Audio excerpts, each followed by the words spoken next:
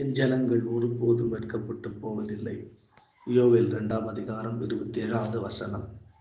வேதமே வெளிச்சம் என்கின்ற இந்த காலை தியானத்திற்கு தேவன் நமக்கு கொடுத்திருக்கிற வார்த்தைக்காய் கர்த்தரை நான் ஸ்தோத்திரிக்கிறேன்.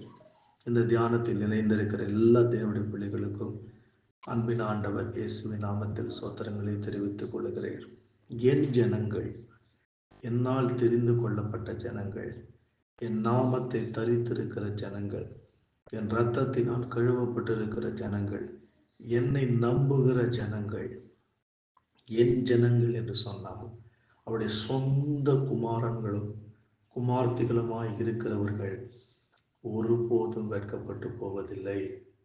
வார்த்தை ஜீவன் உள்ளது, வார்த்தை உயிர்ப்பிக்கக்கூடியது, வார்த்தை மகிமையானது, வார்த்தை பலன் தரக்கூடியது.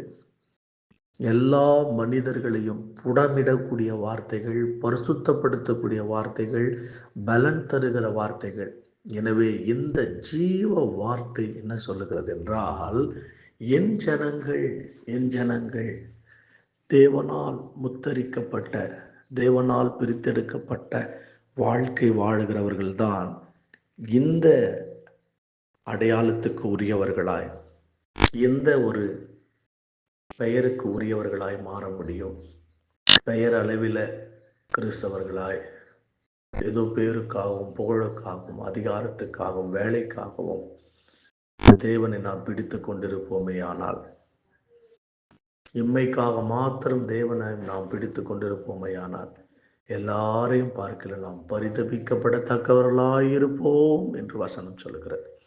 எனவே வெட்கப்படாத நம்மை பாதுகாப்பார். அவருடைய ஜனங்களாய் இருப்போம். அவர் தருகிற நன்மையில் திருப்தி ஆவோம். ஜெபிக்கலாம். என் ஜனங்கள் ஒருபோதும் வெட்கப்பட்டு போவதில்லை. அவமானங்களையும் நிந்தைகளையும் அனுதினமும் சந்தித்து கொண்டிருக்கிற என் அன்பு சகோதர சகோதரிகளுக்காக நான் ஜெபிக்கிறேன். அப்பா, ஒரு வாழ்க்கையில் இருக்கிற எல்லா நிந்தைகள் புரட்டி போடப்படுவதாக. முற்றிலும் ஆண்டவரே ஒரு புது பலன் உண்டாவதாக.